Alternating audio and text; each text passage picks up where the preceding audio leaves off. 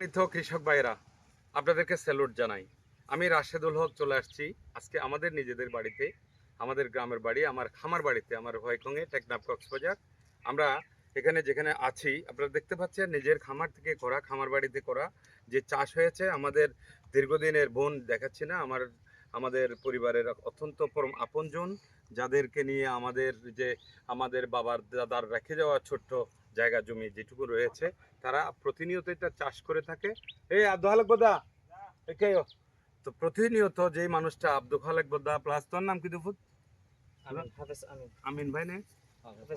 হাফেজ আমিন আর জামাই। আচ্ছা, ভেরি গুড। আমাদের জামাই এবং হচ্ছে আব্দুল খালেক বোদা। তো দীর্ঘদিন ধরে ওনারা আমাদের এই ভূমিগুলো চাষ করে ত্যাগ করে আমাদের জন্য, এবং কন্টিনিউয়াসলি আজকে আমরা আসছি, আমরা 2-3 ভাই একসাথে আসছি। আমার ভাই আসছে, আমার এই যে ভাগিনা, আমার ছেলে ভাগিনা। তো আমরা সবাই মিলে আলহামদুলিল্লাহ যে সুন্দর করে আমরা দেশীয় যে টমেটো দেখতে পাচ্ছেন, এগুলো বেগুন দেখতে পাচ্ছেন, সিসিঙ্গা দেখতে পাচ্ছেন।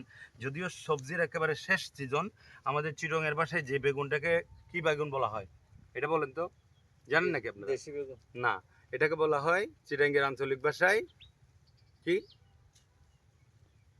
তো যাই হোক, আপনাদেরকে একটু আগে বলেছি আগের ভিডিওতে।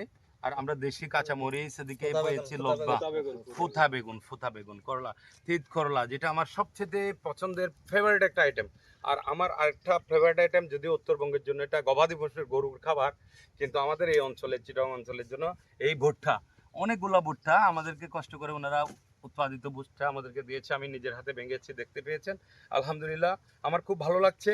আমি একজন কৃষককে এই কারণে স্যালুট জানাতে চাই, তারা যে পরিমাণ হাড় ভাঙা পরিশ্রম করে, সেটা আমাদের সেই বাংলাদেশের উত্তরবঙ্গ থেকে শুরু করে প্রত্যন্ত অঞ্চলে, চরাঞ্চলে, আমি যেখানে এখন চরালগি, চর এলাকা, বিভিন্ন লক্ষ্মীপুর এবং নোয়াখালীর যে সমস্ত এলাকাতে আমরা চাকরি করছি, ওখানে দেখতে পাচ্ছি ওখানে তারা শস্য ফসল করাচ্ছে, কিন্তু তারা সত্যিকার অর্থে ন্যায্য মূল্যটা আমার কৃষক ভাইয়েরা, চাষা ভাইয়েরা পায় না। তারা ওই বিভিন্নভাবে আমাদের কোনো সিন্ডিকেটের কাছে যাও, মানে জিম্মাদারি হয়ে যেন না থাকতে হয়। আমাদের যারা আছি, আমরা ভোক্তা যারা, তারা এই ফ্রেশ জিনিসটা, অনেক সবজি ফল ফ্রুট পাবেন 1 মাস ধরে আপেল এনে ফেলে রাখছেন ফ্রিজে বা কোথাও রাখছেন, 1 মাসের মধ্যে এটা নষ্ট হচ্ছে না। তার মানে আপনি কনফার্ম নিশ্চিত থাকতে পারেন এখানে ফরমালিন বা কেমিক্যাল ব্যবহার করা হয়েছে।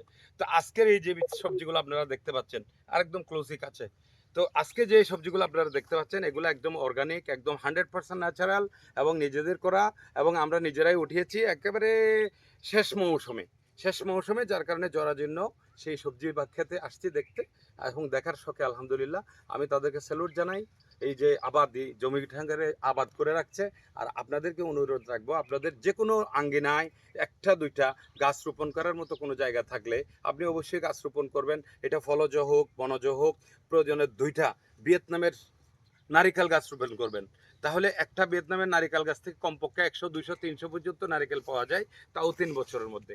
আর সৌদি আরবের, দুবাইয়ের মরুর প্রাচীরে, মানে মধ্যপ্রাচ্যের যে খেজুর বাগান আমরা বিখ্যাত, আমাদের নবী করিম সাল্লাল্লাহু আলাইহি সাল্লাম সবচেয়ে প্রিয় খাবার যেটা আমরা ইফতার শুরু করি, সেই আজোয়া খেজুর, এবং হচ্ছে আমাদের সেই মরিয়াম সহ আরও অনেক নামি ধামি অনেক প্রকারের খেজুর রয়েছে। সেই খেজুর গাছ একটা গাছ রোপণ করেন, প্রত্যেকটা বাড়িতে যেন একটা খেজুর গাছ থাকে।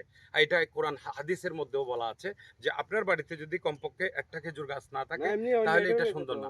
একটা খেজুর গাছ রোপণ করবেন, পরিচর্যা করবেন, দেখবেন যে আপনার বছরের যা খেজুর প্রয়োজন ওখান থেকে আপনি পেয়ে যাচ্ছেন। 1000, 1500 টাকা, 1200 টাকা, 1500 টাকা দিয়ে কষ্ট করে আপনার খেজুর কিনতে হবে না, কিন্তু এই পরিশ্রম করতে হবে।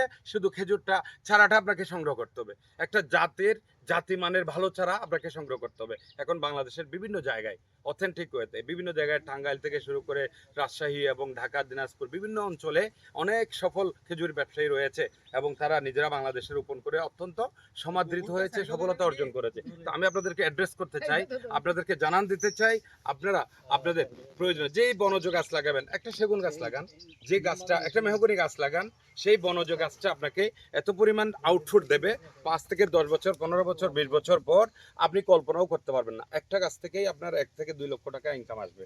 তো আমি আপনার কৃষক বাইরে যারা ফলকে, প্রকৃতিকে ভালোবাসেন, আমাকে ভালোবাসবেন। আমার মহান রব্বুল আলামিন আল্লাহ সুবহানাহু ওয়া তাআলা আমাদেরকে যাদেরকে তৈরি করেছেন প্রত্যেকের জন্য মেসেজ দিয়েছেন, তোমরা প্রকৃতিকে ভালোবাসো। সত্যিকার অর্থে প্রকৃতিকে ভালোবাসলে সবকিছুর মধ্যে আল্লাহ সুবহানাহু ওয়া তাআলা বরকত দিয়ে দেবেন। এটাই হচ্ছে আপনাদের প্রতি আমার মেসেজ। আমার যদি চ্যানেল, আমার কথাবার্তা ইত্যাদি সব ভালো লাগে, আমার ইউটিউব চ্যানেলটা সাবস্ক্রাইব করে দেবেন। আর আমার ফেসবুক পেজ এবং প্রোফাইলে যারা দেখতে পাচ্ছেন তারা ফলো দিয়ে দেবেন এবং শেয়ার দিয়ে দেবেন, কমেন্ট করবেন, ভালো মন্দ জানাবেন। পরবর্তী ভিডিও পাওয়ার জন্য আপনাদেরকে আমন্ত্রণ রইল। ধন্যবাদ সবাইকে। আসসালামু আলাইকুম।